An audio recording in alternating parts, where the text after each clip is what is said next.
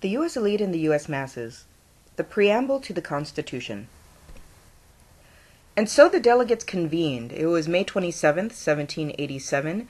We had 55 delegates who came together, and they debated for about 4 months. These were closed-door sessions where they discussed the merits of different parts of the Constitution and what they wished to include and what they wished to omit.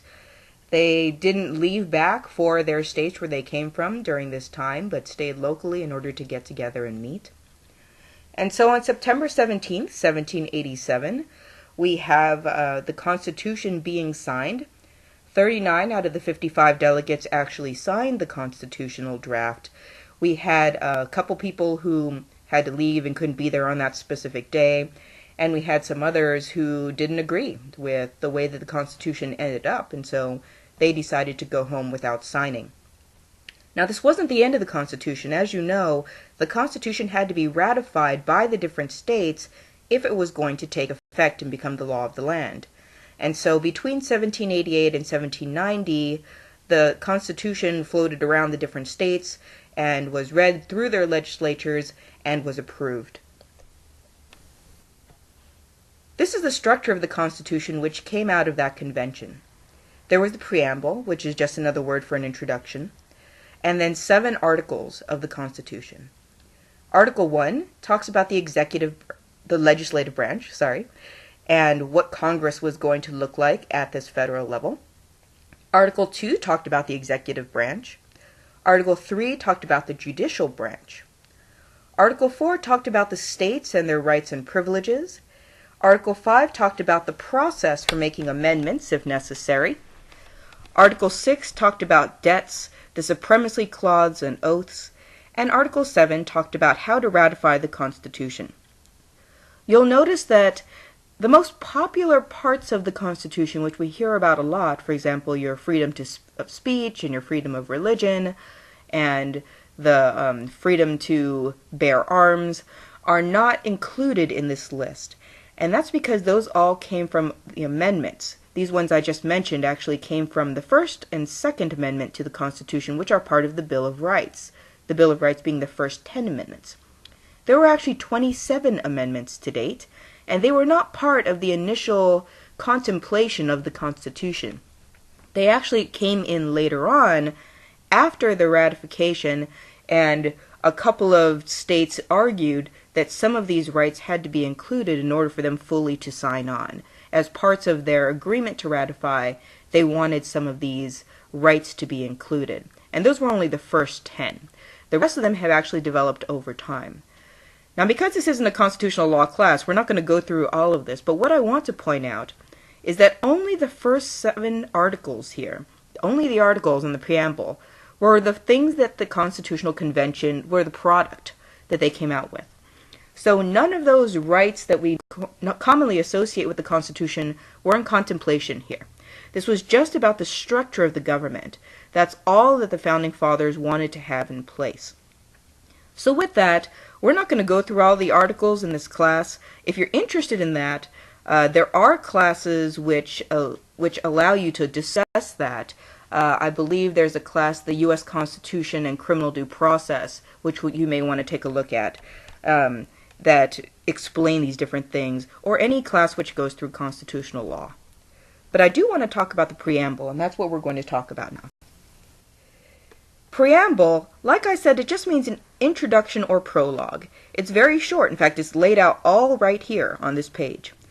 We, the people of the United States, in order to form a more perfect union, establish justice, ensure domestic tranquility, provide for the common defense, promote the general welfare, and secure the blessings of liberty to ourselves and our posterity, do ordain and establish this Constitution for the United States of America.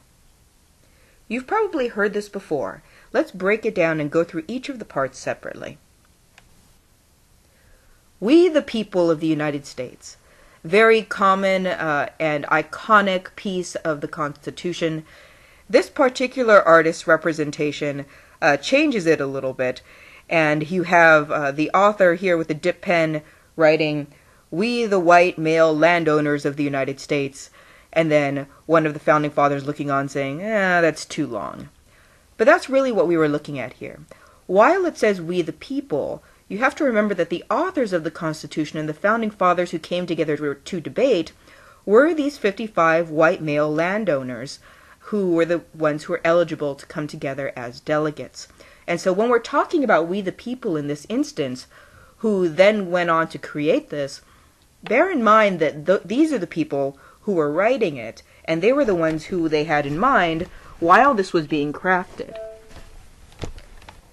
In order to form a more perfect union, what this was a reference to was that we were coming from the Articles of Confederation, which is the picture on the left, and we wanted to create a new document which would more perfect the union that we had. And so, in order to move from the problems we had with the Articles of Confederation to a newer system where we had more control and more of a system that we actually thought was beneficial to the nation, that was what this particular clause was referring to. Establish justice, ensure domestic tranquility, and provide for the common defense. This was a reference back to Shays' Rebellion. Remember, we're talking about the idea that we didn't have any system by which we could defend against something like Shays' Rebellion at a national level. We didn't have a National Guard. We didn't have any any federally funded institution which would allow the put down of insurrections.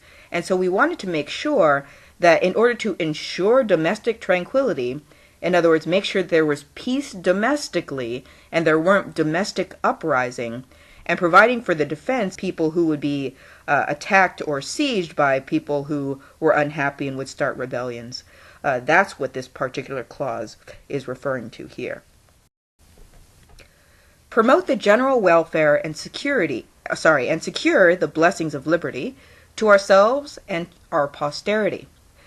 Now, in this instance, we have to go back to what we spoke about some time ago about liberty being equal to money, or liberty being equal to property. So we're not really securing the blessings of freedom to ourselves and our posterity. We are securing the blessings of being able to have our own property and land, and making sure that they are secure for ourselves and secure for our further generations and our children who are going to go down. And so we are promoting the general welfare for ourselves and securing our property. This is a reference back to the idea of leveling, this fear that our property would not be secure because it might be taken away from us and redistributed amongst all of the masses of people. Do ordain and establish this Constitution for the United States of America. What is interesting about this clause is that the words ordain and establish.